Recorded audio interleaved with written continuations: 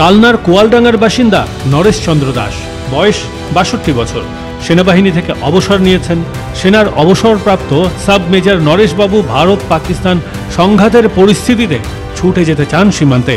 Operation blue star, operation পাওয়ান এবং কার্গিল যুদ্ধের নায়ক ফের করতে চান দেশের সেবা।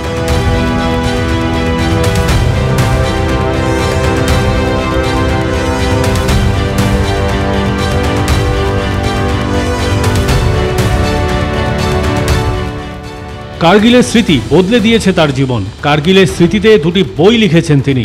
পাকিস্তানি সেনার সঙ্গে সম্মুখ সমরে ভারতীয় সেনার নেতৃত্ব দিয়েছিলেন তিনি। চোখের সামনে পাকিস্তানের গোলাগুলিতে ৯ জন সহযোদ্ধাকে শহীদ হতে দেখেছেন। সেদিন তিনি অল্পের জন্য মৃত্যুর হাত থেকে বেঁচে গিয়েছিলেন, কিন্তু তাকে তার ৯ জন সহযোগীকে হারাতে হয়েছিল। আজও তার মনোবল অটুট। যদি ডাক পড়ে তাহলে তিনি সরাসরি যুদ্ধে যেতেও প্রস্তুত।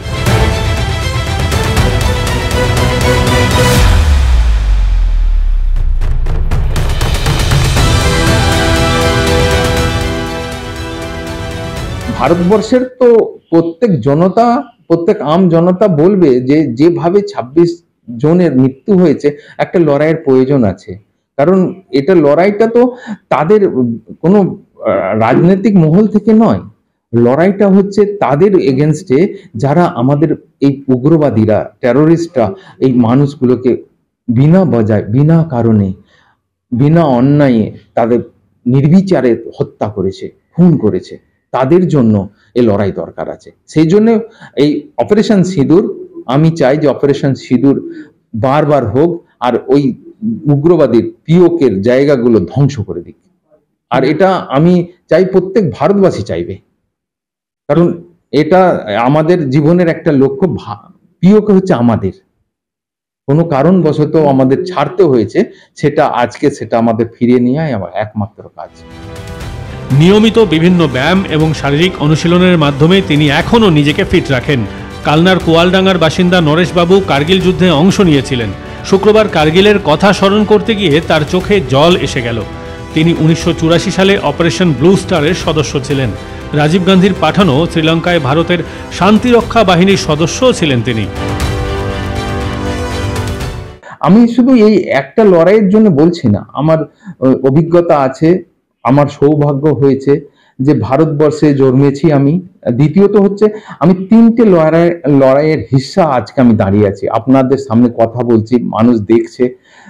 প্রথম লড়াই হচ্ছে আমার একবারে ইয়ং সৈনিক হিসাবে লড়াই করেছি 1984 ওপি ব্লু স্টারে, অমৃতসর, পাঞ্জাবে। দ্বিতীয় লড়াই হচ্ছে 1988 শ্রীলঙ্কা, জাফনা ইউনিভার্সিটির মধ্যে।